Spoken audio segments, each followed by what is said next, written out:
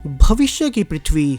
जब एक खतरनाक एक्सपेरिमेंट के बाद दुनिया पूरी तरह से तबाह हो गई, बड़े बड़े शहर जंगलों में बदल गए और एक ऐसे ज़ोंबी वायरस ने, जिसका किसी के पास कोई इलाज नहीं था, उसने 99.99% आबादी को म्यूटेट कर जानवर बना डाला। यानी कि अब सिर्फ कुछ गिने चुने इंसान ही इस पोस्ट एपोलिप्टिक दुनिया पर छिपकर रह रहे हैं। वे अब जंगलों में जानवरों का शिकार कर और कंदमूल खाकर जिंदा हैं। वहीं जिस बीमारी ने इंसानों को म्यूटेट कर दिया था, उससे तो अब बीतते समय के साथ जंगली जानवर भी म्यूटेट होने लगे। यानी कि बचे हुए इंसानों के लिए खतरा और ज्यादा बढ़ गया, क्योंकि ये म्यूटेशन किसी इंसान या जानवर के आसपास सांस लेने से ही फैल जाता है। अब यहाँ से हमें एक ऐसा ही सर्वाइवर्स का ग्रुप दिखाया जाता है, जो कि जंगलों में छिप कर रह रहे थे और आज वे शिकार करने निकले हैं। जिस दौरान पूरे ग्रुप का लीडर उरी अपने बेटे सेवन को डांटता भी है कि आज वो उन सबको जंगल में शिकार के लिए कुछ ज्यादा ही दूर ले आया। ये जगह बहुत डेंजरस है, क्योंकि यहाँ पर म्यूटेटेड जानवर हो सकते थे। हालांकि सेवन के अनुसार उनके पास ऑलरेडी बहुत कम खाना बचा है। अपने एरिया से वे ज्यादातर शिकार और फल खाकर खत्म कर चुके हैं। तो भूखे मरने से बेहतर है कि वे अपने एरिया से बाहर निकलकर शिकार करने का रिस्क लें। जिसके बाद ग्रुप अब सेवन की अगुवाई में और आगे बढ़ने लगा। कुछ देर बाद एक मेंबर सेलेब ने बताया कि उसने थोड़ी ही आगे एक जानवर को भागते देखा था। सो वे शिकार के लिए तैयार हो जाएं और तभी उन्हें किसी जानवर की आवाज आती है और सभी उसे मारने के लिए उसके पीछे भागने लगे। लेकिन उनकी बुरी किस्मत कि ये तो एक म्यूटेटेड स्लोथ था। दरअसल स्लोथ हजारों साल पहले से ही पृथ्वी से एक्सटिंक्ट हो चुके थे, मगर अब ये म्यूटेट होकर फिर से पृथ्वी पर कैसे आ गए, ये एक बहुत बड़ा राज है जो कि हमें आगे पता चलेगा। अब वो स्लोथ अटैक कर देता है। हालांकि सभी स्किल्ड फाइटर्स थे और वे साथ मिलकर आखिरकार उसे मार ही देते हैं। लीडर उरी से बहुत खुश हुआ, क्योंकि काफी लंबे समय के बाद उनका कबीला आज पेट भरकर खा पाएगा। कि तभी पीछे से उनका एक और साथी आता है, जिसे कि शायद से किसी म्यूटेटेड इंसान यानी कि इस समय के ज़ोंबी ने काट लिया था और अब वो भी धीरे धीरे ज़ोंबी में ही बदलने लगा। सोना चाहते हुए भी उन्हें उसे मारना ही पड़ता है। फिर सभी जल्दी से वापस अपने कबीले की ओर जाने लगे, क्योंकि यहाँ आसपास और ज़ोंबीज हो सकते हैं। हालांकि किसी ने ध्यान नहीं दिया कि एक अनजान आदमी छिपकर उन सब को देख रहा था। वहीं जब बाकी सब वापस अपने कबीले में लौटते हैं, तो सेवन की गर्लफ्रेंड डोरेल खुशी से उसे ग्रीट करती है कि वह इतना बड़ा शिकार करके लाया। वहीं पीछे से केलब उन्हें देखकर दुखी था, क्योंकि वह अंदर ही अंदर डोरेल को चाहता है। केलब की बहन मीरू उसे चिढ़ाती भी है कि डोरेल उसे कभी नहीं मिलेगी। दरअसल पूरे कबीले में सिर्फ केलब और मीरू, ये दोनों भाई बहन ही थे जिन्हें की अब तक पढ़ना लिखना आता है। दरअसल उनके पिता एक साइंटिस्ट थे जो कि काफी साल पहले मारे गए, और उन्हीं की वजह से पूरे कबीले में सिर्फ इन दोनों को ही पढ़ना लिखना आता है। बाकी सब तो समय के साथ कई साल पहले ही पढ़ना लिखना भूल चुके थे। तो वहीं लीडर उरी उन सबको सलाह देता है कि अब उन्हें यह जगह छोड़कर कहीं और जाकर बसना होगा, क्योंकि यहाँ भी अब ज़ोंबीज पहुँचने लगे हैं। हालांकि बाकी सबने इसके लिए साफ मना कर दिया। उन्होंने कहा कि वे इतने सालों से यहीं सेफ थे और इसकी क्या गारंटी है कि उन्हें आगे जाकर सेफ्टी ही मिलेगी, तो अभी के लिए उनका यहीं रहना सेफ होगा। तभी सेलेब ने भी कहा कि वे पृथ्वी के आखिरी सर्वाइवर्स नहीं हो सकते। बाहर की दुनिया में और भी कोई इंसानी ग्रुप अब तक जिंदा ही होंगे, सो उन्हें यहाँ से निकलकर उन्हें ढूंढना चाहिए, जैसा कि उसके वैज्ञानिक पिता का मानना था। लेकिन केलब के कहने के बावजूद कोई भी कबीले वाला इस जगह को छोड़ने को तैयार नहीं होता और लीडर उरी को भी यही फैसला मानना पड़ता है। वहीं अब शाम को केलब ने अपनी बहन से कहा कि वो खुद अकेला यहाँ से और सर्वाइवर्स को ढूंढने बाहर निकलना चाहता है, क्योंकि उनके पिता का भी मानना था कि बाहर और भी सभ्यताएं जिंदा हो सकती हैं। हालांकि केलब की बहन मीरू उसे ऐसा करने से मना भी करती है, मगर वो नहीं मानता और वो अकेला ही कबीले को छोड़कर रात को निकल गया। लेकिन जब वो थोड़ी दूर गया ही था कि उसे रास्ते में बहुत सारे ज़ोंबीज अपने ग्रुप की दिशा में भागते हुए नजर आते हैं। सो वो अब अपने लोगों की मदद के लिए वापस जाने लगा कि अब तक तो ज़ोंबीज ने उनके ठिकाने पर पहुंचकर सब पर अटैक कर दिया। यहाँ ग्रुप के मेंबर्स उनसे लड़ भी रहे थे, वे काफी ट्रेंड थे, मगर इस बार ज़ोंबीज की संख्या बहुत ज्यादा होने से वे एक एक कर काटे जाने लगे। तो कुछ सर्वाइवर्स भागकर एक गुफा में छिपने लगते हैं, ताकि कम से कम वे तो बच जाएं। जबकि बाहर लीडर यूरी के बेटे सेवन ने देखा कि अब उसके पिता को भी काट लिया गया है और वे उसकी आंखों के सामने ही मारे गए। जबकि केव के अंदर भी ज़ोंबीज का अटैक होने लगा, जिस कारण ना चाहते हुए भी उन्हें बाकी सबको अंदर लिए बिना ही दरवाजा बंद करना पड़ता है। अब कुछ ही देर में बाहर बाकी सब या तो मारे गए या फिर म्यूटेटेड होकर ज़ोंबीज बन गए। यानी कि अब सिर्फ सेवन, डोरेल और केलब ही जिंदा बचे थे कि तभी डोरेल पर भी एक ज़ोंबी अटैक कर देता है। लकीली केलब के पास होने से वो जल्दी से डोरेल को बचाते हुए उस ज़ोंबी को मारता है, जिसके बाद अब तीनों ने रियलाइज किया कि इस केव को तो चारों ओर से बहुत सारे ज़ोंबीज ने घेर रखा है और वे अंदर नहीं घुस सकते। अब सेवन ने कहा कि उसके पिता यहाँ के लीडर थे, सो अब उनके मरने के बाद अब वो ही नया लीडर है और वो अपने साथियों को बाहर नहीं छोड़ सकता। लेकिन केलब ने समझाया कि वे अकेले सबको नहीं बचा पाएंगे और अभी तो उन्हें यहाँ से बाहर निकलकर मदद ढूंढनी चाहिए। डोरिन ने भी यही कहा कि यहाँ बेवजह मरने से अच्छा होगा कि वे कोई मदद ढूंढे, जिसके बाद सेवन इसके लिए मान ही गया और तीनों केलब के बताए रास्ते पर आगे बढ़ने लगते हैं। वे कई घंटे चलने के बाद जब नदी पर रुककर पानी पी ही रहे थे तभी फिर से वही आदमी उन्हें छिपकर देखने लगता है जो कि पहले उन पर नजर रखे हुए था। वहीं उससे बेखबर सेवन केलब के बैग से बुक निकाल कर देखता है और पूछता है कि यह क्या चीज है। केलब ने बताया कि यही उसके पिता का उसके और उसकी बहन के लिए सबसे बड़ा तोहफा था। उन्हीं ने दोनों को पढ़ना लिखना सिखाया और शायद से वे दोनों इस पृथ्वी के आखिरी पढ़े लिखे इंसान बचे हैं जो लॉजिकली हर चीज पर रिसर्च करते हैं। यहाँ वे बातें कर ही रहे थे कि तभी उन्हें पीछे से एक ज़ॉम्बी दिखाई देता है तो तीनों जल्दी से उसे दूर भागने लगे। हालांकि ये कोई और नहीं बल्कि सेवन का पिता उरी ही था जो कि अब एक ज़ॉम्बी के काटे जाने के बाद खुद ज़ॉम्बी बन गया, इसलिए सेवन उन पर वार भी नहीं कर पाता। मगर अब पीछे से वही आदमी जो कि अब तक छिपा हुआ था वो खुद ज़ॉम्बी उरी पर हमला कर तीनों को बचा लेता है। उसने सामने आकर सबको बताया कि उसका नाम अमाल है और उन तीनों को बिना झिझक के इन ज़ॉम्बीज़ को मारना सीखना होगा क्योंकि अब उनमें कोई भी इंसानों वाली चीज नहीं बची। कि असल में वो आसपास घूमकर देख रहा था कि यहाँ उस जितने और कितने सर्वाइवर्स बचे हैं और तभी उसे उनका ग्रुप मिला। अब अमाल पहले तीनों की नाक चेक करता है क्योंकि ज़ॉम्बी इन्फेक्शन का सबसे बड़ा लक्षण यही है कि उनकी नाक से खून आने लगता है। वहीं अगर कोई इन्फेक्टेड इंसान उन्हें काट ले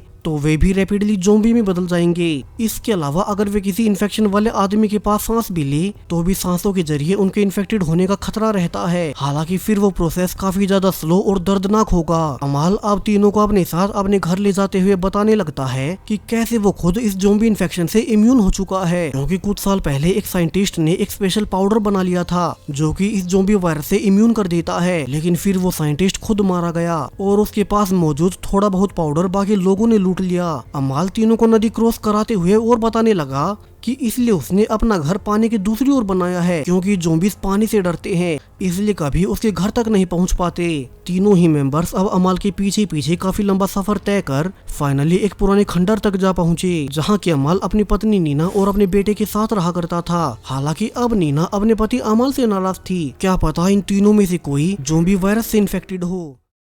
तभी अमाल ने कहा कि अगर उन्हें इंसानी सभ्यता को बचाना है तो इतना रिस्क तो लेना ही होगा। जिसके बाद अब तीनों को खाना खिलाते हुए अमाल उन्हें सारी सच्चाई बताने लगा कि पृथ्वी पर इस ज़ॉम्बी एपोकलिप्स की शुरुआत कैसे हुई और ये सारी सच्चाई अमाल को खुद उसके पिता ने बताया था। दरअसल इंसानों ने तरक्की करते हुए बड़ी बड़ी खोजें करना शुरू कर दी और फिर समय के साथ उन्होंने सोचा कि क्यों न वे पृथ्वी के उन जीवों को फिर से प्रेजेंट में ले आएं जो कि हजारों लाखों साल पहले ही एक्सटिंक्ट हो गए थे। फिर उन्होंने कई सालों की मेहनत के बाद एक टाइम मशीन बना ही ली जिससे कि वे पास्ट से कुछ भी प्रेजेंट में ला सकते थे, लेकिन उन्हें अंदाजा तक न था कि समय के साथ छेड़छाड़ करने से कितने बड़े खतरे हो सकते हैं। इस टाइम ट्रेवल के दौरान वे सिर्फ जीवों को नहीं बल्कि साथ ही ऐसी ऐसी खतरनाक बीमारियों को भी ले आए जिनके लिए एवोल्यूशन के कारण इंसानी शरीर रेडी ही नहीं थे। इस कारण फ्यूचर में उनके संपर्क में आते ही इंसानों का ब्रेन डेड हो जाता है और वे जानवरों की तरह ज़ॉम्बीज़ बनकर एक दूसरे को खाने लगते हैं। फिर धीरे धीरे ये ज़ॉम्बी इन्फेक्शन पूरी दुनिया में फैल गया और सब ज़ॉम्बीज़ बन गए। अमाल ने आगे ये भी बताया कि केलेब का पिता ही आखिरी साइंटिस्ट था जो कि इन सब पर रिसर्च कर रहा था। उसी ने इस ज़ॉम्बी वायरस का एंटीडोट भी बना लिया था जिसे कि खाकर कोई भी नॉर्मल इंसान इस इन्फेक्शन से इम्यून हो सकेगा। हालांकि जो इंसान ऑलरेडी म्यूटेटेड हो चुके हैं उन पर इसका कोई इफेक्ट नहीं होता, लेकिन अगर कोई इंसान पूरी तरह से बदला ना हो और वो ज़ॉम्बी इन्फेक्शन की शुरुआती स्टेजेस में हो तो उसे वो पाउडर देकर बचाया जा सकता है। अमाल ने यहाँ केलेब के पिता के बारे में बताया कि वे बहुत खुश थे कि वो जंगल में वापस जाकर अपने बच्चों और बाकी सबको वो पाउडर देकर सेव कर देगा, लेकिन इसके पहले ही एक बड़े ग्रुप के लीडर जो कि यहाँ से काफी दूर एक शहर में रहते हैं, उनके लीडर गेगन ने उनसे वो पाउडर ही छीन लिया और केलेब का पिता और पाउडर बना पाता उसके पहले ही एक ज़ॉम्बी जानवर के हमले में वे खुद भी मारे गए और उन्हीं के साथ वो फॉर्मूला भी खत्म हो गया जिससे कि इंसान ज़ॉम्बी बनने से बच सके। इसलिए ही अमाल जंगलों में घूम घूम कर उनके ग्रुप को ढूंढ रहा था क्योंकि उसे पता था कि उस साइंटिस्ट के 2 बच्चे इस ग्रुप में होंगे और शायद उन्होंने अपने बच्चों के पास कोई ऐसी डिटेल छोड़ी हो जिसमें कि इस ज़ॉम्बी वायरस का एंटीडोट छुपा हो। अब केलेब ने कहा कि हाँ उनके पास उनके पिता की किताब तो है मगर उसमें इस ज़ॉम्बी वायरस का कोई एंटीडोट का फॉर्मूला नहीं, लेकिन अगर अमाल उन्हें थोड़ा सा पाउडर दिलवा दे तो शायद से वे उसे देखकर और बनाने का फॉर्मूला ढूंढ सकते हैं, यानी कि वे एंटीडोट फिर से बना पाएंगे। अब यहाँ से फैसला किया गया कि वे सब मिलकर कल सुबह उसी शहर की ओर निकलेंगे जहाँ की गेगन का ग्रुप रहता है और उसी के पास आखिरी बचा हुआ एंटीडोट होगा। अब रात होने पर तीनों को इतनी तो राहत थी कि उन्हें फाइनली इस ज़ॉम्बी वायरस से निजात पाने की एक उम्मीद मिल चुकी है। हालांकि केलब सेवन और डोरेन को एक साथ में देख बहुत दुखी था, क्योंकि वो खुद डोरेन को बहुत पसंद करता है। वहीं दूसरी ओर उसी गुफा में बाकी सर्वाइवर छुपे हुए थे और बाहर से उन्हें ज़ॉम्बीज़ ने घेर रखा है। सो मीरू, जो कि केलब की बहन है, उसने कहा कि उन्हें जल्द ही कुछ करना होगा, वरना ऐसे तो जल्द ही बाहर के ज़ॉम्बीज़ इस दरवाजे को तोड़कर अंदर आने लगेंगे। सो अब कुछ लोग गुफा के पीछे से पत्थर हटाने लगते हैं ताकि उन्हें वहां से निकलने का रास्ता मिल जाए।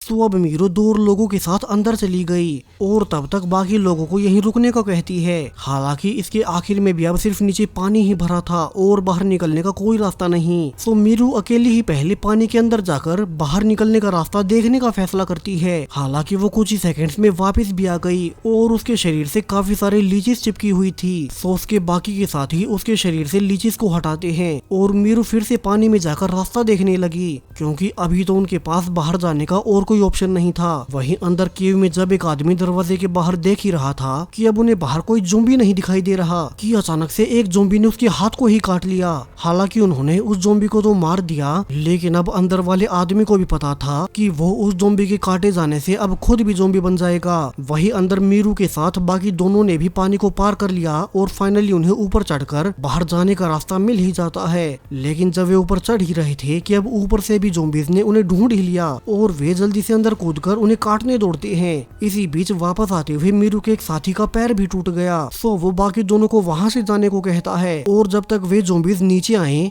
तो वो उन्हें खुद को काटने देगा। जिसके बाद मीरू और उसका एक और साथी फाइनली वापस से पानी में कूदकर गुफा के अंदर ही निकल गए। वहीं बाकी के ज़ॉम्बीज़ चूंकि पहले से पानी से डरते हैं तो वे और आगे नहीं जाते। वहीं मीरू अपने एक और साथी के साथ जब वापस गुफा में जाती है तो उन्होंने देखा कि यहाँ तो अब लगभग सभी लोग इन्फेक्टेड हो चुके हैं। उन सभी के नाक से खून आ रहा था, यानी कि पूरे कबीले में सिर्फ मीरू और उसका एक और साथी सेफ बचे। वहीं अगर वे ज्यादा देर तक खुद भी यहीं रुके तो वे खुद भी इन्फेक्टेड हो जाएंगे। तो वहीं दूसरी ओर अब सुबह होते ही अमाल तीनों मेंबर्स को अपनी छोटी सी राफ्ट में शहर की ओर ले जाने लगा, जहां सेवन और केलब पहली बार चप्पू चलाना सीखते हैं, क्योंकि वे इससे पहले कभी किसी राफ्ट या बोट में नहीं बैठे थे। अमाल ने उन्हें बताया कि क्या पता गेगन उन्हें कोई पाउडर देगा भी या नहीं, सो उन्हें थोड़ा सतर्क होना होगा।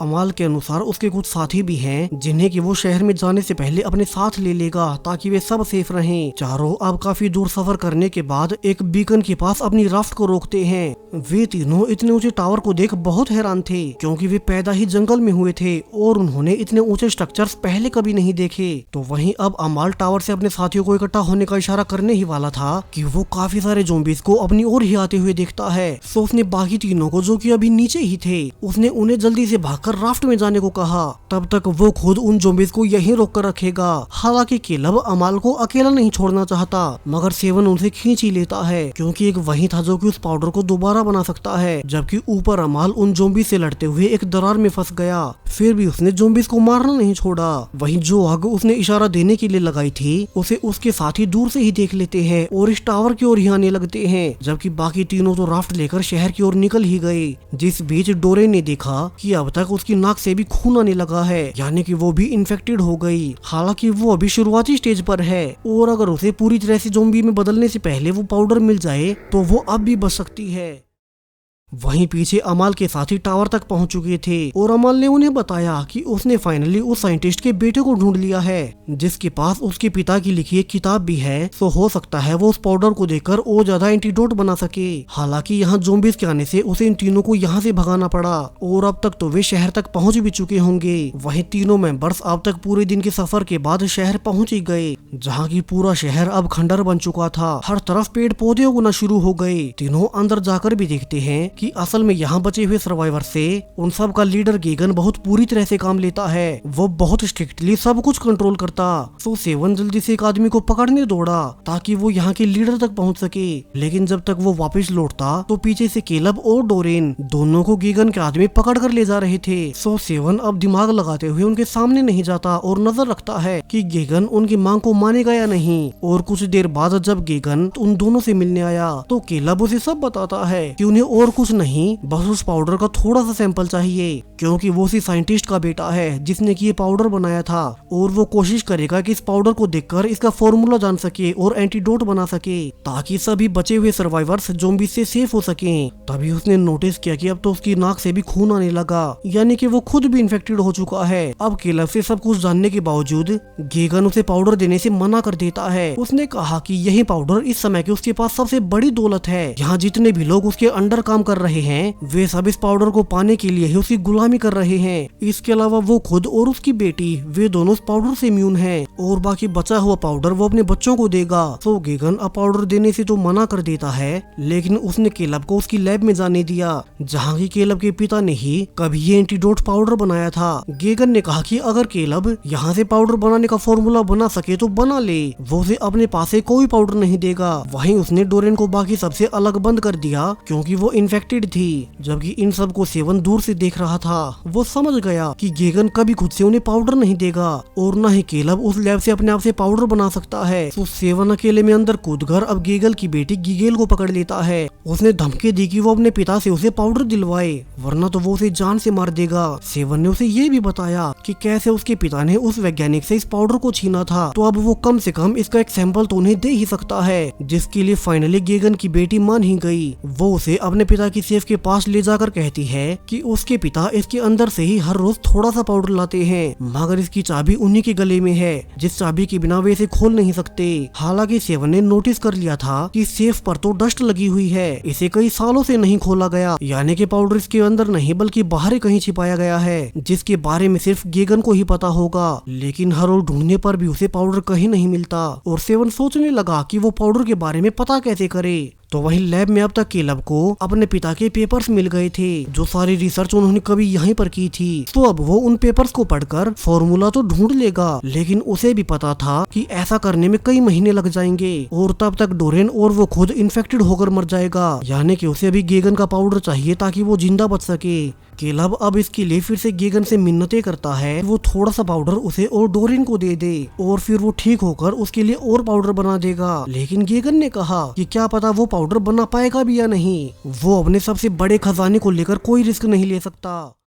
कि तभी गेगन के पास उसकी बेटी भागती हुई आई, और वो सेवन के प्लान के अनुसार झूठ बोलती है कि कोई घुसपैठिया उनके सेफ में घुसकर पाउडर को चुरा रहा है। और ये सुनते ही गेगन जल्दी से वहीं भागा। हालांकि उसे यहाँ कोई नहीं मिलता, लेकिन फिर भी वो अपनी तसल्ली के लिए पाउडर को निकालकर चेक करने लगता है। अभी ऊपर से छिपे हुए सेवन ने सब देख लिया कि कैसे गेगन ने अपना सारा पाउडर एक दीवार के अंदर छुपा रखा था। तो तभी वो ऊपर से मारकर उसे बेहोश कर देता है। सेवन तो उसे गुस्से में जान से भी मारने वाला था, लेकिन बीच में गेगन की बेटी ने अपने पिता को बचा लिया। इसके बाद सेवन और गिगेल वहां से भागकर डोरेन के गार्ड को बेहोश करते हैं, और जल्दी से उसे पाउडर की डोज देते हैं, जिससे कि फाइनली उसकी खराब हालत अब ठीक होने लगी और वो सेफ हो गई। गिगेल यहाँ से बाकी पाउडर को सेवन को देकर उन्हें भागने को कहती है। उसने प्रॉमिस भी लिया कि ये सीखकर कि और ज्यादा पाउडर कैसे बनाया जाए, वे बाकी पाउडर को सभी में बांट देंगे। इसके लिए सेवन ने हाँ कहा कि वो उसके पिता की तरह इस पाउडर का इस्तेमाल और लोगों को गुलाम बनाने के लिए नहीं करेगा। फिर सेवन जल्दी से डोरेन के साथ लैब में पहुंचता है, जहां की वे अब गार्ड्स को मारकर आखिरी वक्त पर केलब को भी पाउडर दे ही देते हैं। केलब जो कि कुछ ही सेकंड्स में ट्रांसफॉर्म होने वाला था, वो भी फाइनली बच ही गया,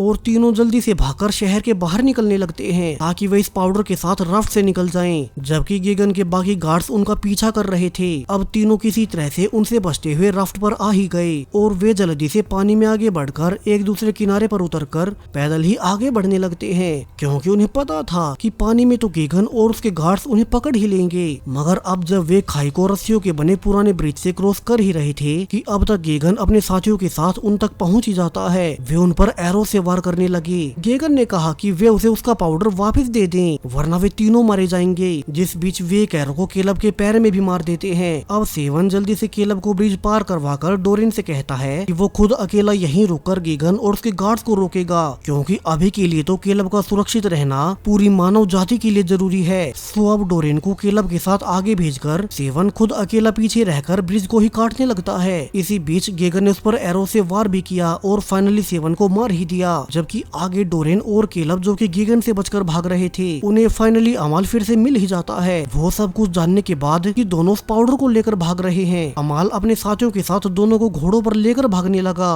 वे वापस से केलब के ग्रुप के ठिकाने पर पहुंच गए, लेकिन यहाँ के हाल तो और बुरे हो चुके थे। यहाँ के ज्यादातर लोग तो पहले ही ज़ॉम्बी बन चुके थे। तो अमाल और उसके साथी उन ज़ॉम्बीज़ को मारने लगते हैं। तो वहीं केलब और डोरेन जल्दी से गुफा के अंदर जाकर मीरू और उसके साथ बचे कुछ लोगों को वो पाउडर देने लगे, जो कि इन्फेक्टेड होकर ज़ॉम्बीज़ में बदल रहे थे। वहीं अब तक गेगन भी वहाँ अपने साथियों के साथ आ गया। उसे कैसे भी करके अपना पाउडर वापस चाहिए था और वो केलब पर एरो चलाने लगता है, क्योंकि अकेला केलब ही उस पाउडर को बना सकता है। सो अमल ने खुद केलब के सामने जाकर उसे बचा लिया। अब तक तो केलब को भी गुस्सा आ चुका था। पहले गेगन ने सेवन को मार दिया और अब अमल को एरो जा लगी। सो केलब अभी कुल्हाड़ी उठाकर गेगन को दे मारता है, जिससे कि गेगन भी फाइनली मारा ही गया। अब धीरे धीरे इस घटना को कई हफ्ते बीत चुके हैं। अमल उस एरो के लगने के बावजूद जिंदा बच गया। यहाँ अब ग्रुप के बचे कुछ लोगों और बच्चों को केलब की बहन मीरू पढ़ना लिखना सिखा रही थी। तो वहीं केलब पाउडर के साथ फिर से शहर में अपने पिता की लैब की ओर निकल पड़ता है। उसे उम्मीद थी कि वो वहां जाकर जल्द इस एंटीडोट को पूरा बना लेगा, जिससे कि पृथ्वी पर बचे हुए सारे सर्वाइवर सेफ हो सकेंगे और ये ज़ॉम्बी वायरस खत्म हो जाएगा। वो सेफ पृथ्वी जिसका सपना देखकर सेवन ने अपनी जान का सैक्रिफाइस दिया था। और इसी होपफुल एंडिंग के साथ ये पूरी मूवी यहीं पर खत्म हो जाती है।